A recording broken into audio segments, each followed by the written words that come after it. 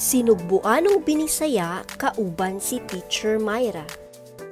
Maayong adlaw mga bata, karong adlawa atong tun-an ang letrang P. Ang naa sa wala kay mao ang ginatawag nga uppercase o dako nga letra. Ang naa sa tuo kay ang lowercase o ang gamay na letrang P. Ang tingog sa letrang P kay P. Kamu daw mga bata? Husto! Karon atong tun-an ang mga butang nga nagsugod sa letrang P. Pana. Pana. Kamu daw mga bata? Very good. Pato. Pato. Kamu daw usab kini? Very good mga bata. Piso. Piso. Kamu na pud mga bata? Correct. Pulis. Pulis. Kitang tanan mo ingon? Pulis. Pulis. Ang sunod na hulagway kay papa. Papa. Kamu daw? Correct. Mao kini ang piso. Piso. Kamu daw mga bata? Correct. Ang sunod kay papel.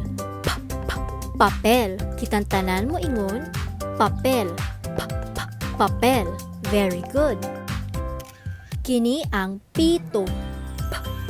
Pito. Kamu daw mga bata? Tama. Ang sunod na hulagway kay punuan. Punuan. Kitang tanan mo ingon? Punuan. Punuan. Kini ang pitaka. Pitaka. Kamu daw mga bata? Husto. Kini ang numero nga pito. Pito. Kamu daw iingon kini mga bata?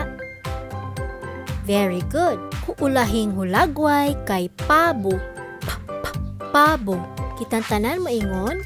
Pabo. Pabo. Very good mga bata.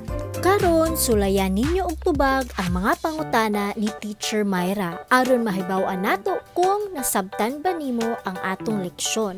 Iingon ang nawalang sinugdanang letra sa kada ngalan sa hulagway. Sama sa piso. Piso. Unsa ang inyong tubag mga bata?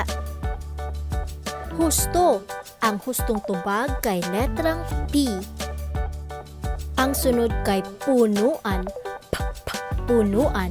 Unsa ang nawalang letra sa sinugdanan ni ini? Yes, kini kay letrang P. Ang sunod na hulagway kay pana. Pana. Unsa ang inyong tubag mga bata? Tama, letrang P ang hustong tubag. Pabo. Pabo. Unsa ang nawalang sinugdanang letra? Husto, kini kay letrang P. Pitaka. Pitaka.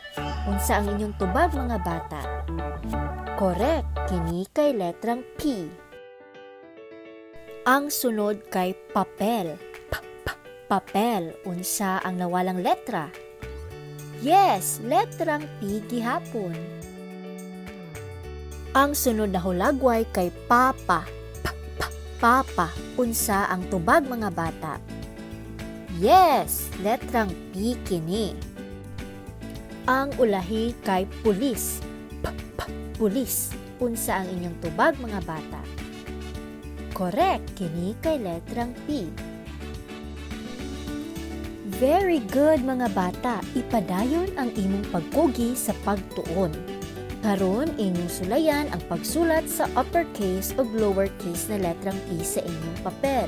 Paningkamuti nga hanay ang imong pagkasulat aron malipay ang imong mga ginikanan kung imo nang nikining ipacheck kanila. Daghang salamat mga bata sa inyong pagtan-aw kang Teacher Myra dinhi sa akong channel nga This Teaching Mama. Ug ayaw kalimot og like and subscribe. Daghang salamat. Bye-bye.